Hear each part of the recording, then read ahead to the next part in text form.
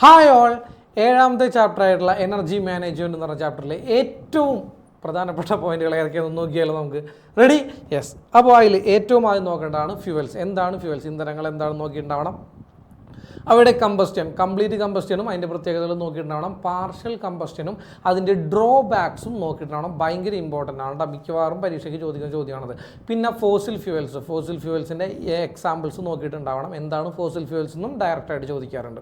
Then അതിനുശേഷം നോക്കേണ്ട കാര്യമാണ് CNG, LNG, LPG. അത് മൂന്നും കൂടെ തമ്മിലുള്ള ഡിഫറൻസ് ആയിട്ട് ചോദിക്കാറുണ്ട്. അല്ലെങ്കിൽ ഏതെങ്കിലും ഒന്നിലത്തെ പ്രധാന ഘടകം അല്ലെങ്കിൽ അതിലെ മെയിൻ കോമ്പണൻ്റ് ഏതാണെന്നുള്ള രീതിയിലും ചോദ്യം വരാറുണ്ട് കേട്ടോ, ശ്രദ്ധിക്കുക. ദെൻ അതേപോലെ hydrogen and hydrogen fuel cell. ഇതിൽ പ്രധാനമായിട്ട് ചോദിക്കുന്നത് ഹൈ കലോറിഫിക് വാല്യൂ ഉള്ള ഇന്ധനമാണ് ഹൈഡ്രജൻ, എന്നിട്ടും അത് ഡൊമസ്റ്റിക് ഫ്യൂവലായിട്ട് യൂസ് ചെയ്യുന്നില്ല. എന്തുകൊണ്ട്?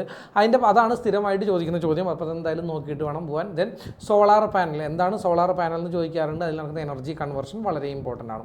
ദെൻ എനർജി ഫ്രം വിൻഡ് ചോദിക്കാറുണ്ട് ഈ ചാപ്റ്ററിൽ. പിന്നെ ഏറ്റവും ഇമ്പോർട്ടൻ്റ് ആയ ഭാഗമാണ് നമ്മൾ നോക്കുന്നത് renewable source of energy and non renewable source of energy. പുനർനിർമ്മിക്കാൻ കഴിയുന്ന ഊർജ്ജ സ്രോതസ്സുകളും പുനർനിർമ്മിക്കാൻ കഴിയാത്ത ഊർജ്ജ സ്രോതസ്സുകളും. ഓക്കെ, ഇതെന്തായാലും നോക്കിയിട്ടുണ്ടാവണം. അതുകൂടാതെ ഗ്രീൻ എനർജി, എന്താണ് ഗ്രീൻ എനർജി, അതേപോലെ തന്നെ എന്താണ് ബ്രൗൺ എനർജി. ഇത് എന്താണെന്ന് മാത്രം നോക്കിയാൽ പറയും. ഇതിൻ്റെ ഓരോന്നിൻ്റെയും എക്സാമ്പിൾസ് നോക്കണം. കാരണം എക്സാമ്പിൾസ് ആണ് സാധാരണ പരീക്ഷയ്ക്ക് ചോദിക്കാറ്.